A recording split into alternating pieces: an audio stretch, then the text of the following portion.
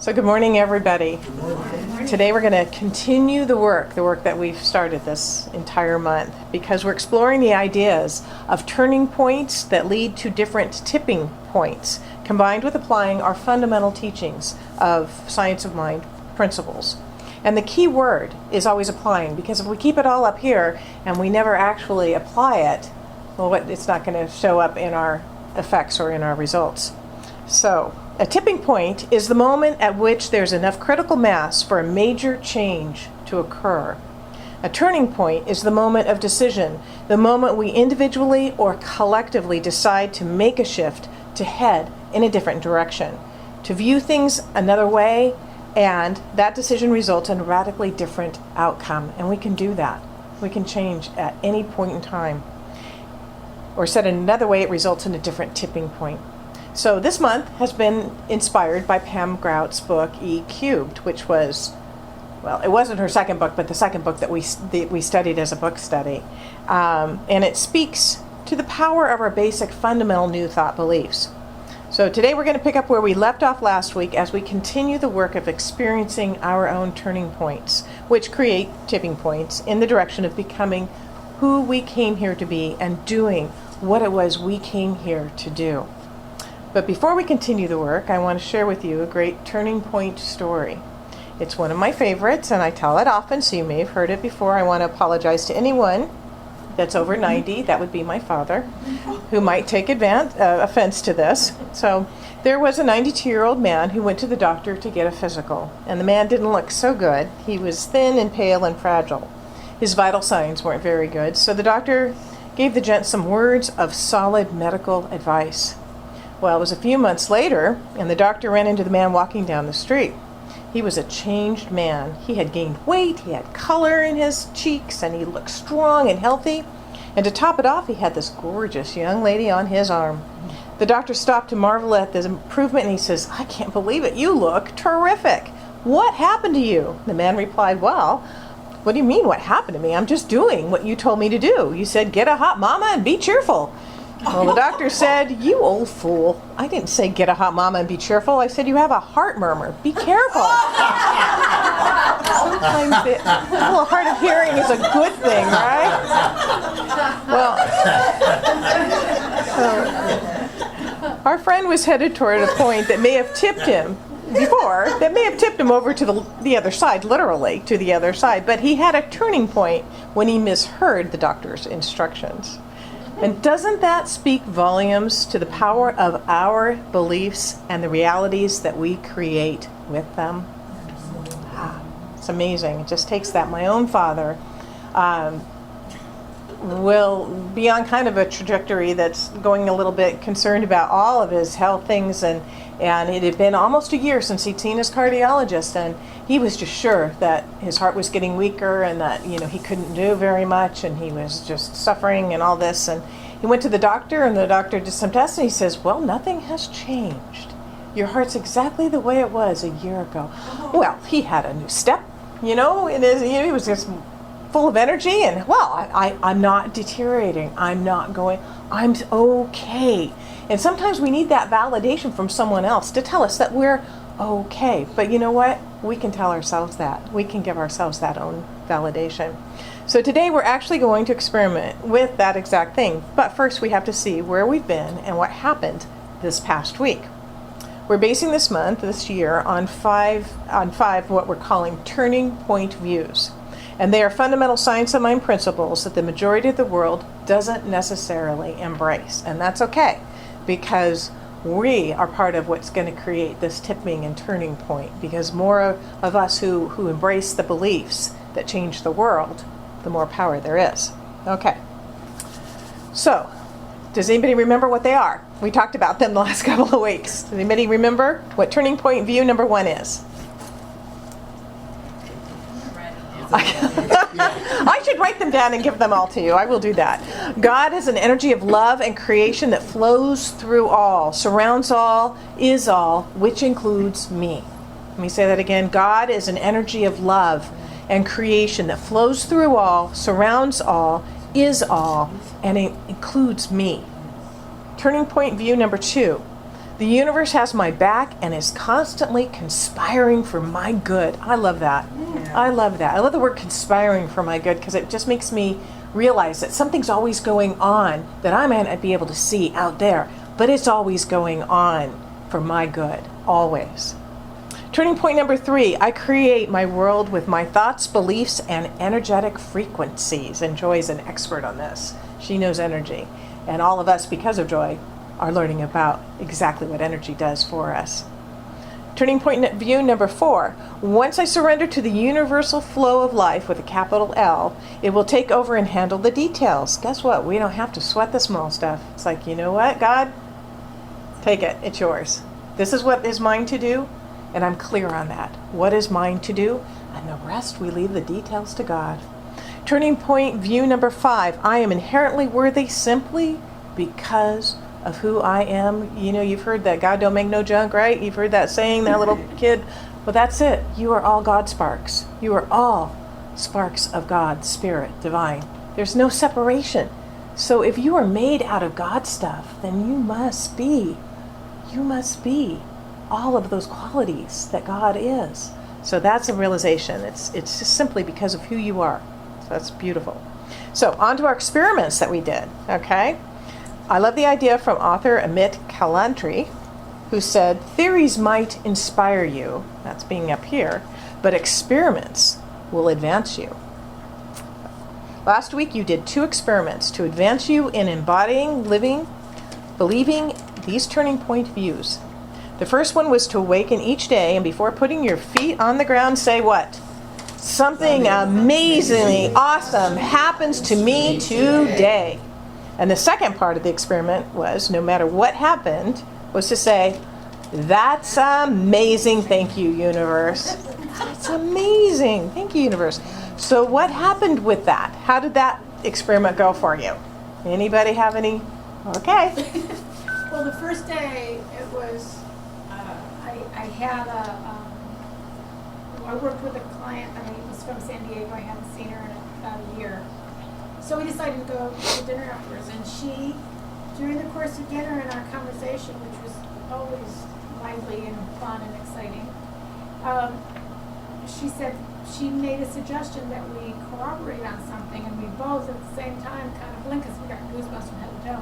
So I said, we're doing this. And so I can't say what it is because, you know, in the beginning of a creative project, silence is golden. But, so that, well, I walked away feeling, wow, that was amazing. Ooh. This is exciting. And then the next day, I actually, for the first time, I've never wanted to channel. I think because I had a fear that, God, what if I channel something bad and it's stuck in there, you know? But I went for coffee, as I usually do, and there was a gal sitting next to me at a little table, and I thought she was like a teenager, honestly. It turns out she was over 40 and had grown kids. But she looked so young, I was like astounded. And in the course of the conversation, I kept having this feeling of being there and then stepping back, being there and stepping back. I'm like, this is so weird. But during those moments, she would keep saying, God, that sounds like something my mother would say.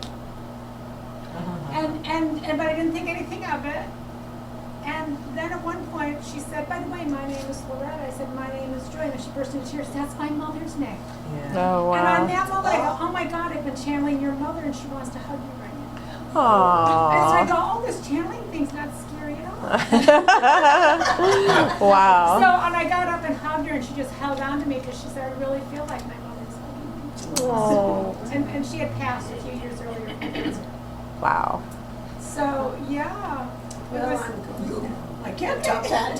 Oh, No. What a story. yeah. So I guess So I thought, well, that was amazing. How does it get any better than that? well, mine isn't quite as amazing, but a couple times ago I was at Starbucks and they screwed up messed up, blew my order, and they gave me a card like, next time you're here, this is on us. And so I thought there was probably $4 or $5 on it or something like that. So I took the card in, and I was buying coffee for a friend too, and I took it in. And the guy says, at 1680, I went, 1680 for the coffee? He says, no, there's 1680 still left on your card. So the card was for $25. A $25 card, yeah. Try that. Yeah, so that's, Our experiment for that is me, like when but something there happens. you go. Amazing. Something bad happened, and your response is, that's amazing, my drink got messed up. That's amazing.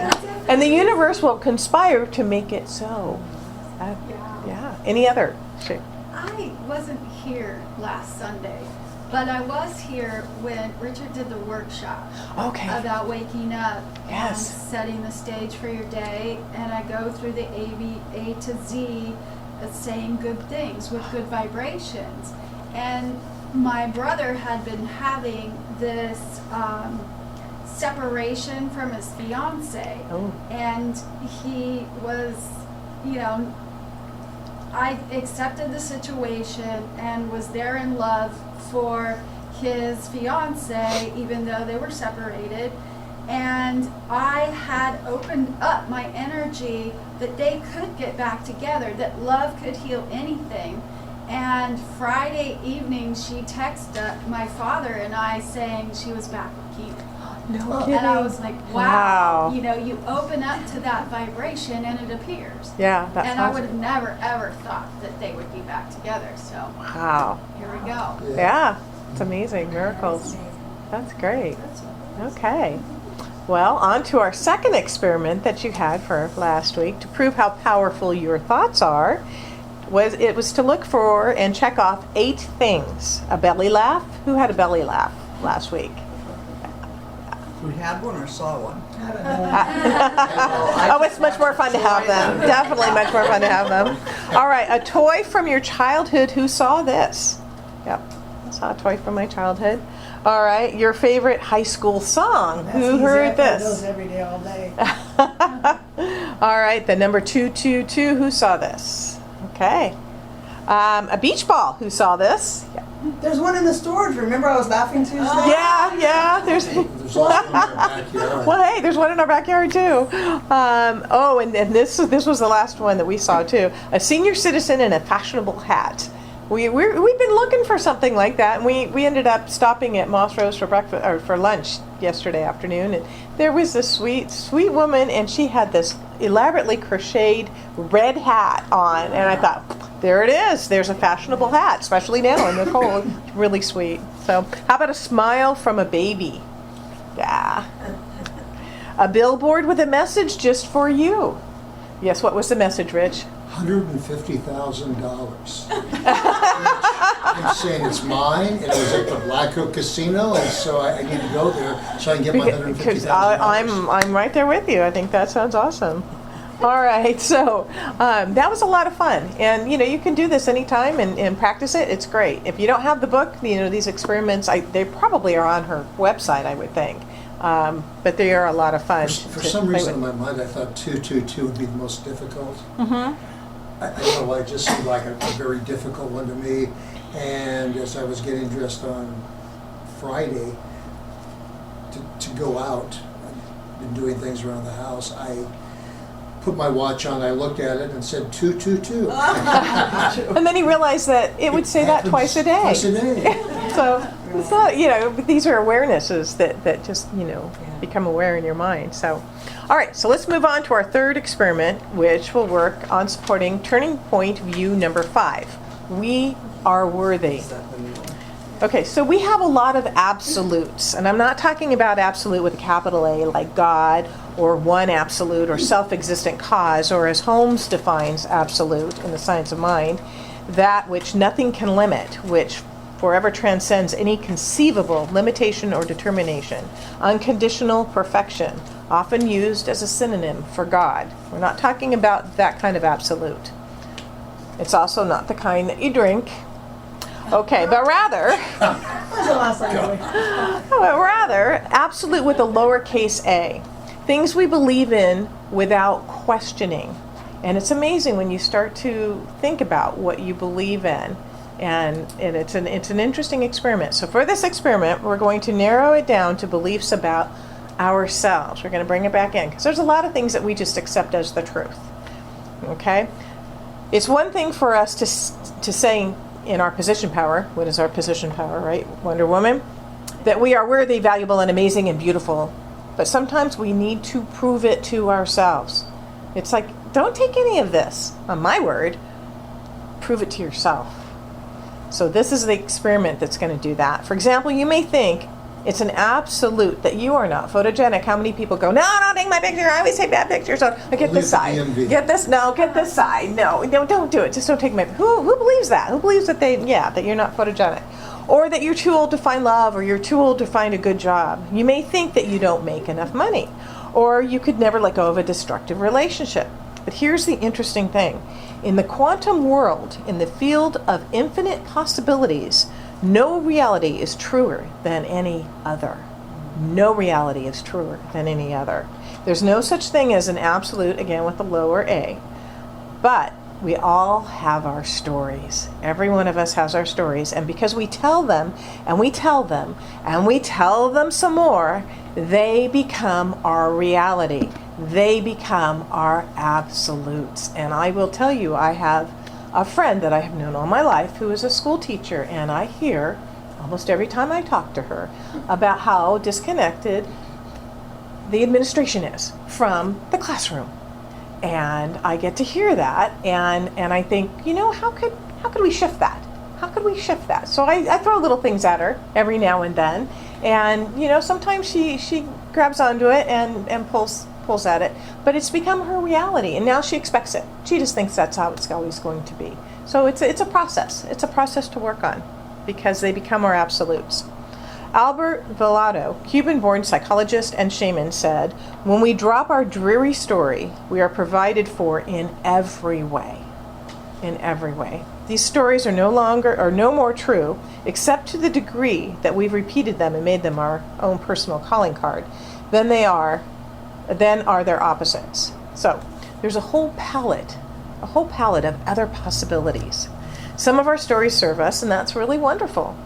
But many do not. Many of our stories don't serve us. So before getting into experiment number 3, I want to share a story that Pam Grout shares in E-Cubed. It's about a woman choosing not to believe the absolute that she was being told, but listening to the inner voice which was telling her that there was a different possibility. This goes along with what we're reading in our Emerson book study. So here's the story. At 25, Michelle Longo O'Donnell was an RN working at one of the first pediatric intensive care units in the nation. She was married to a Vietnam Marine vet who had a 2-year-old daughter and was pregnant with her second child. Because she'd had her weathered left kidney removed when she was younger, doctors thought that her right kidney was overloaded and decided to induce birth by giving her a drug to put her into labor. Well, there was a mistake in the calculation of her due date, and it caused her daughter Laura to be born at 7 months, weighing no more than 2.5 pounds. The doctors whisked her away, this little tiny purple baby who made no movement, no sound. And just to put this in perspective, this happened in the 70s. And of course, you know how far we've come with prenatal care up to now. So the prenatal medical community did not have the advancements that it has now. Little Laura was unable to take in air or keep her lungs inflated. During the first night, she had 5 cardiac arrests, even with 100% oxygen being pumped into her tiny lungs, and that can be almost devastating. She was not getting enough to supply her kidneys or her brain. The senior resident came to the mother's room the next morning and asked for permission to stop treatment because he said Laura simply could not survive. As a nurse, Michelle knew what the resident said was most likely true, and even if Laura did survive, severe mental retardation was the outcome of oxygen deprivation. But something inside her kept telling her that everything would be okay, so she refused to give permission to stop treatment. The mother struggled with 2 voices inside of her head, one buying into the absolute belief of the medical community, yet another deep underlying conviction in the quantum probability that everything was going to be all right. Her husband abandoned her after 2 days, and for 2 long years Laura was finally released from the ICU, and Michelle O'Donnell pieced together a new life, never once owning the probability that Laura's mental retardation or letting go of the probability that healing was still possible. She dealt with what she had to deal with in the world, but kept a hold of her mental constructs, and that takes a lot. That takes a lot of willpower to do that. She did this for 2 years with absolutely no evidence to the outer world to suggest that the first probability, mental retardation, had not happened, nor that the second probability, that healing was possible, was occurring. When Laura was nearly 2 years old, Michelle had her propped on her hip and was getting ready to put a cracker in her mouth like she'd done many times before. Laura, who had not shown awareness of any kind, had basically lived like a vegetable the doctors told Michelle she would be, smiled at her mother, reached up to grab the cracker, and put it in her own mouth. After that, she made rapid improvement and grew up to become a lawyer and eventually worked for the Attorney General of Texas. Wow. Her mother said, you have to keep your mind off of letting any reality become your identity. You have to keep your mind off letting any reality become your identity. So in the experiment that you have, you're going to take a reality that you have believed is an absolute fact about you for 3 days, Monday, Tuesday, and Wednesday, and you're actively going to look at its exact opposite. And it doesn't matter what belief you choose. You know, I've never been great at relationships. I sometimes suffer from depression. I have trouble sleeping. I hate to exercise. Hello. Which I don't. I really don't. But boy, I can talk myself out of it. I really can. I've never been organized. Okay, there's one. I'm lousy at math. You know, I used to believe that about myself until I decided I wasn't. And you know what? I'm not anymore. It's pretty amazing. I've got bad follow-through. I'm not good enough. I'll never make anything of myself. It doesn't really matter what you pick. Just something that you've repeatedly said to yourself and believed about yourself. So Pam Grout tells us to pick an identity that we've worn like a pair of our favorite jeans. Okay? And in this experiment, you're going to rewrite your story by looking for evidence of the opposite reality. Here's the theory behind this experiment. Nothing is absolute. Only thinking makes it so. Sounds like something Shakespeare wrote, doesn't it? There's no good or bad, but thinking makes it so. So you have the lab sheet for this. And you have the one for this second one that we're going to do this week, which I'm going to describe. So our final experiment, which is experiment number 4, sets out to prove turning point view number 1. There really is an invisible energy force or field of infinite possibilities of love and creation that flows through all, surrounds all, and is always wanting to experience itself through us. We are the way that God knows itself. So the scripture tells us in Revelations, I stand at the door and knock. If anyone hears my voice and opens the door, I will come in and eat with that person and they with me. So for our 4th experiment, we're going to listen for the knocking, knowing it is there, and for 3 days, this is Thursday, Friday, and Saturday, deeply trust that we will catch a glimpse of the wonder and glory of the field of infinite possibilities in a tangible, cannot be missed way. In order to get this glimpse, it only takes just a slight shift of our energetic vibration.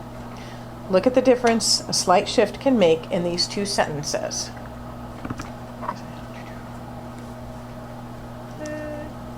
Come on. See, it gets cold, and then the battery doesn't want to connect. Okay, well, we'll just come, there we go. Okay, so here's the first sentence. Let's eat, Grandma, right? Okay. And here's the second one. Maybe. Come on. Let's eat, Grandma. Let's see Grandma again. I have to tell you, you know, being a grandma, I kind of like the first one a lot better. So there's but one little comma that makes a difference, but what a difference it makes, especially to all the grandmas, right? You're going to make a slight shift in your energetic vibrations so you are just a bit closer to reality with an R. How? Simply by setting your conscious intention to do so. That is the most powerful thing you can do, is to set your intention. Holmes writes, we reach out to infinity, and since we cannot encompass infinity, we shall always be expanding and always enlarging our capacity to know and to experience. Wow. You thought this was it? We're just getting started here. This experiment is about consciously expanding and enlarging our capacity to know and to experience the awe and the wonder of the universe. So there you have it. Experiments for this week. Look for and record evidence that the opposite of something you've believed about yourself, that there is the opposite, that something you have believed about yourself. And 2, look for the indisputable evidence of the awesome nature of the universe and the presence of divine creative love. In this way, we will absolutely create turning points in our lives, which cannot help but lead to tipping points, tipping us into a life of greater love, a life of greater joy, a life of greater connection, of health, of wealth, and of harmony. So I'd say that's worth continuing doing the work, wouldn't you? Yeah? Are we all up for this? We're all going to do these experiments and report back next week? All right. So it is.